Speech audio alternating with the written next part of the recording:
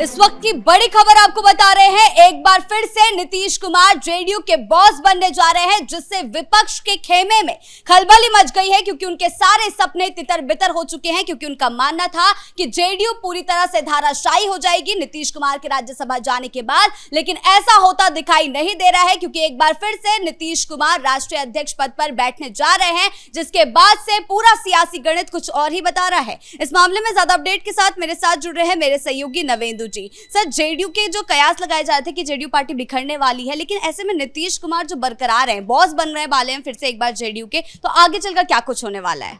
देखिए, बिहार की राजनीति में नीतीश कुमार वो धुरी हैं जिनके बिना आज के दौर की सियासत आप नहीं कर सकते। नीतीश कितने भी बूढ़े हो जाएं, कितने भी लोग उनको मानसिक तौर पर अस्वस्थ बताएं, कितने लोग ये कहें कि नीतीश कुमार अब राजनीति से रिटायरमेंट ले लेंगे, ये सारी की सारी बातें अपनी जगह है। लेकिन सबसे बड़ी सच्चाई यही है, जैसे कहा जाता है कि दुनिया का सबसे बड़ा सच क्या होता है? जन्म और मृत्यु। उसी तरह से बिहार की सियासत का सबसे बड़ा सच यही है कि नीतीश कुमार की उम्र भले ही 75 साल हो चुकी हो, नीतीश कुमार भले ही राज्यसभा जा रहे हैं, हो सकता है वो आने वाले समय मुख्यमंत्री पद से इस्तीफा दे दें, लेकिन इसका कतई ये मतलब नहीं है कि नीतीश कुमार राजनीति से साइड हो रहे हैं। और बिहार की राजनीति में नीतीश कुमार ही वो एक्स फैक्टर हैं जो आने वाले कुछ सालों तक बिहार की सियासत को अपने हिसाब से कंट्रोल करेंगे। भले ही मुख्यमंत्री बीजेपी का हो जाए, भले ही पार्टी बीजेपी और मजबूत हो जाए, उसमें दूसरी पार्टियों का विलय हो जाए, लेकिन नीतीश कुमार अपनी जगह पर उसी तरह से कायम रहेंगे जैसे कि पिछले 20-25 साल से वो हैं। अब आप देखिए, नॉमिनेशन नीतीश कुमार की ओर से कर दिया गया। संजय झा जो पार्टी के राष्ट्रीय कार्यकारी अध्यक्ष हैं, उन्होंने नीतीश की अनुपस्थिति में दिल्ली में नामांकन दाखिल कर दिया। अब 22 तारीख को नॉमिनेशन की आखिरी तारीख है और 24 तारीख को नॉमिनेशन वापस लेने की आखिरी तारीख है। अगर कोई नॉमिनेशन करता है दूसरा कैंडिडेट तो 27 तारीख को वोटिंग होगी, लेकिन ऐसा नहीं होता है। यह कांग्रेस में हो सकता है, यह दूसरी पार्टियों में हो सकता है, लेकिन जेडीयू में इसलिए नहीं होगा क्योंकि जेडीयू मतलब नीतीश और नीतीश मतलब जेडीयू। 2003 में जब जनता दल यूनाइटेड का गठन किया गया था, नीतीश कुमार, शरद यादव, जॉर्ज फर्नांडिस, दिग्विजय सिंह, इन लोगों के द्वारा, तो शायद किसी ने नहीं सोचा होगा कि नीतीश कुमार 20 साल तक मुख्यमंत्री बनेंगे। लेकिन बिहार ने वो तस्वीरें देखी जंगल राज की, उसके बाद बदलाव किया और नीतीश कुमार ने बिहार को सुशासन दिया। और उस सुशासन का ये असर हुआ कि 5 के बाद जब पहली परीक्षा 10 में हुई नीतीश कुमार की, तो उस समय एनडीए की सबसे प्रचंड जीत हुई बिहार में और लालू प्रसाद यादव की पार्टी 22 सीटों पर सिमट गई। उसके बाद 2015 का चुनाव हुआ, वहां आपने देखा कि लालू नीतीश मिल गए तो बीजेपी का बंटाधार हो गया। उसके बाद 20 का चुनाव हुआ, वहां नीतीश डाउन जरूर हुए, लेकिन 42 सीट लेकर के वो किंग मेकर की भूमिका में रहे। और उसके बाद हालांकि इस बीच में कई बार उन्होंने आरजेडी का साथ छोड़ा, कई बार बीजेपी का साथ छोड़ा, लेकिन सत्ता के केंद्र में बने रहे। मुख्यमंत्री की कुर्सी को कोई अलग नहीं कर पाया। और उसके बाद जब 2025 का इलेक्शन हुआ तो उसमें 25 से 30 फिर से नीतीश, इस नारे के साथ एनडीए ने प्रचंड जीत की। तो ऐसे में निशांत कुमार की भी राजनीतिक एंट्री हो चुकी है।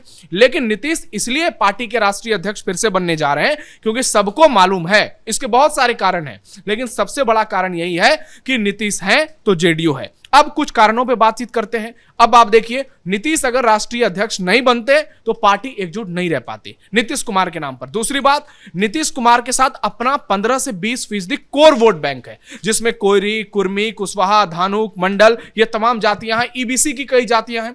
तो नीतीश कुमार जैसे ही ये मैसेज जाएगा उनके वोटरों में कि उनको थोड़े पीछे खींचने की कोशिश की जा रही है, एक झटके में सारा वोट बैंक एनडीए से छिटक जाएगा।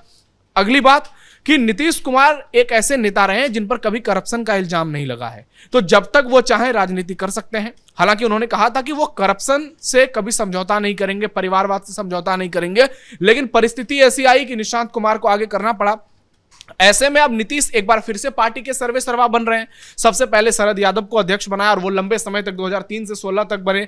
उसके बाद नीतीश कुमार खुद बने, फिर आरसीपी सिंह को जिम्मेदारी दी गई, फिर ललन सिंह को जिम्मेदारी दी गई और उस बीच में भी नीतीश एक आध बार बने और यह चौथी बार होगा कि जब नीतीश कुमार जेडीयू के राष्ट्रीय अध्यक्ष होंगे। आज बिहार की सियासत में आप देखिए, जेडीयू का अपना एक जनाधार है। जैसे यह खबर मिली कि नीतीश दिल्ली जा रहे हैं, पूरे बिहार में नाराजगी देखने को मिली, लेकिन सिस्टम एनडीए का इतना मजबूत है कि सड़क पर उस तरीके का प्रदर्शन नहीं हुआ।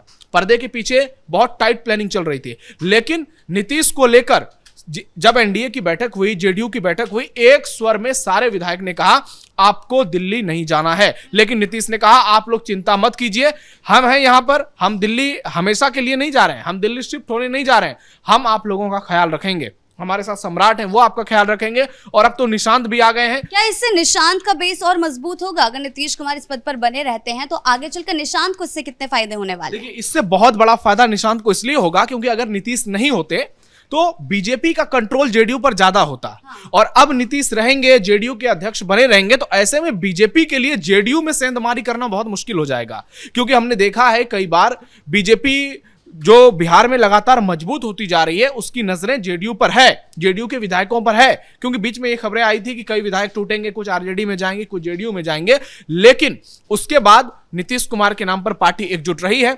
ऐसे में निशांत कुमार का जो पॉलिटिकल फ्यूचर है वो नीतीश के सामने और ज्यादा ग्रूम करेगा। अगर नीतीश कुमार 5 साल और इस एक्टिव पॉलिटिक्स की दुनिया में रहे तो ये तय मानकर चलिए कि 5 साल में निशांत बहुत चीज सीख जाएंगे, जैसे तेजस्वी यादव सीखे थे।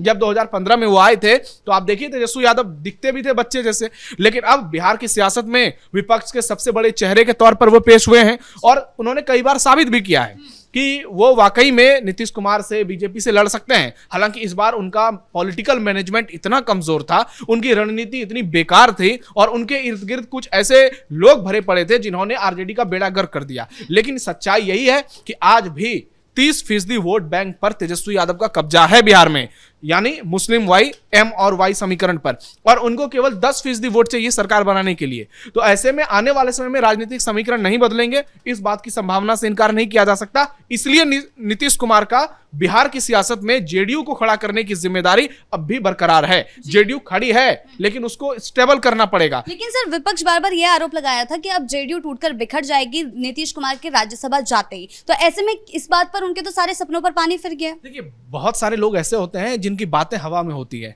आपने देखा होगा कि बीजेपी में टूट की बातें चल रही थी, जेडीयू में टूट, और टूट किस में हो गई? कांग्रेस पार्टी में। टूट किस में हो गई? आरजेडी में। आरजेडी के विधायक ने कह दिया कि हमारी मां का तबीयत खराब है, और वो व्यक्ति 11 बजे तक पटना में थे। वो चाहते तो 11 बजे से पहले 9 बजे से वोटिंग शुरू हुई, वोट कर सकते थे, लेकिन इतने ज्यादा डेडिकेटेड तेजस्वी यादव के लिए थे कि उनकी टिकट के लिए बहुत लड़ाई हुई थी। ढाका में राणा रंजीत सिंह बनाम फैसल रहमान के बीच जो टक्कर चला था, अंतिम मोमेंट पर यह फाइनल हुआ था, और उसमें बहुत पर्दे के पीछे की कहानी बहुत लंबी है। लेकिन उस विधायक को बनाने के लिए तेजस्वी यादव ने इतना बड़ा मौका दिया, लेकिन उन्होंने दगाबाजी कर दी। तो ऐसे में सवाल तो यहां विपक्ष के लिए है। एनडीए तो मजबूत होता जा रहा है। चिराग पासवान को लेकर सवाल उठाए जा रहे थे कि वो बगावत कर सकते हैं, लेकिन हमने देखा कि चिराग पासवान ने एक बार भी दावेदारी नहीं की। 19 के 19 विधायक इंटैक्ट रहे और शिवेश राम 30 वोट में चुनाव जीत गए। 37 वोट लाकर एडी सिंह हार गए और 30 वोट में शिवेश राम जीत गए, क्योंकि दूसरी वरीयता का सबसे ज्यादा वोट उनको मिला। तो ऐसे में नीतीश कुमार के नाम पर विधायक जो इंटैक्ट रहते हैं जेडीयू में, उनकी एक अलग ही निष्ठा है। नीतीश के कार्यकर्ताओं की एक अलग ही नीतीश कुमार के प्रति समर्पण का भाव दिखता है। और जब तक आप देखिए, चाहे बीजेपी हो नरेंद्र मोदी के नाम पर, कांग्रेस पार्टी है तो जो भी कांग्रेस में है वो राहुल गांधी के ही नाम पर है, उसी तरह से समाजवादी पार्टी में अखिलेश यादव के नाम पर। तो जब तक एक लीडर पार्टी की अगुवाई नहीं करेगा तब तक उस पार्टी का सर्वाइवल जो है वो खतरे में पड़ा रहेगा।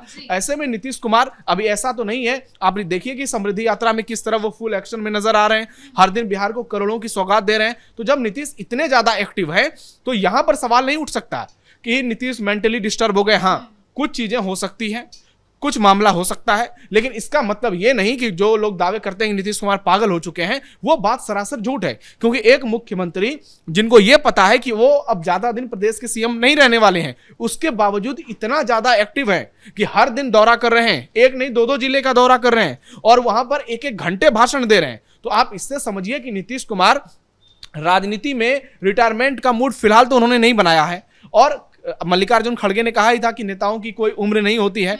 तो बिहार की राजनीति में लालू यादव अभी भी सक्रिय हैं, भले व्हील चेयर पर हैं, जेल जाने की स्थिति है, लेकिन आप देखिए कि अभी भी जो फैसला तेजस्वी यादव नहीं ले पाते हैं, अंतिम में जाकर मामला लालू यादव के पास पहुंचता है। क्योंकि सबको मालूम है कि आरजेडी के सुपर बॉस कोई है तो लालू यादव हैं, उन्हीं का फैसला फाइनल होगा। जैसे बीजेपी में नरेंद्र मोदी सबसे लास्ट हैं, वो एक बार जो कह देंगे वही लागू होगा। तो उसी तरह से जेडीयू के लिए नीतीश कुमार, आप कहिए तो उनके कार्यकर्ताओं के लिए भगवान है, क्योंकि जिस तरीके के बयान सामने आते हैं, अब उन बयानों को सुनेंगे, समझेंगे और बिहार की राजनीति को बारीकी से देखेंगे, तब आपको समझ में आएगा कि नीतीश कुमार की इंपॉर्टेंस क्यों है इतनी ज्यादा।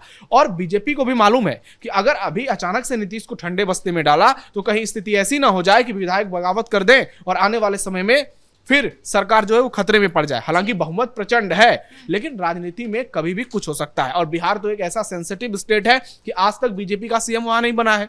ऐसे में बीजेपी भी वॉच एंड वेट के काम में लगी हुई है और देखना होगा आगे चलकर फिर नीतीश क्या फैसला लेते हैं। लेकिन फिलहाल नीतीश चौथी बार पार्टी के राष्ट्रीय अध्यक्ष बनने जा रहे हैं, पार्टी के बॉस बनने जा रहे हैं। उनकी अगुवाई में ही पार्टी का कामकाज होगा, उनके मार्गदर्शन में ही जेडीयू के तमाम नेता, सांसद, विधायक काम करेंगे और नई सरकार का जो गठन होगा वो भी नीतीश कुमार के आशीर्वाद से ही होगा, जैसा कि सम्राट चौधरी कह रहे हैं, विजय चौधरी कह रहे हैं, जेडीयू के तमाम नेता कह रहे हैं। तो ऐसे में बिहार की राजनीति फिलहाल नीतीश कुमार के साथ है, कुछ दिनों तक और बनी रहेगी। कब आगे जाकर नीतीश का साथ छूटेगा ये कहना मुश्किल है, लेकिन एक बार फिर से जेडीयू के लिए एक बड़ी संजीवनी की बात है, जेडीयू कार्यकर्ताओं के लिए एक बड़े उत्साह का माहौल है। नीतीश एक बार फिर से राष्ट्रीय अध्यक्ष बन रहे हैं तो पार्टी के भीतर की जो नाराजगी है वो पूरी तरह से खत्म हो जाएगी, क्योंकि कुछ लोगों को लग रहा था कि नीतीश अब हमेशा के लिए चले जाएंगे। तो अब उन कार्यकर्ताओं के लिए एक बहुत बड़ा, आप कहें तो ये विटामिन का काम करेगा कि नीतीश कुमार अब रहेंगे और राष्ट्रीय अध्यक्ष अगर बने रहेंगे पार्टी के तो सारे फैसले उनके हाथ में होंगे।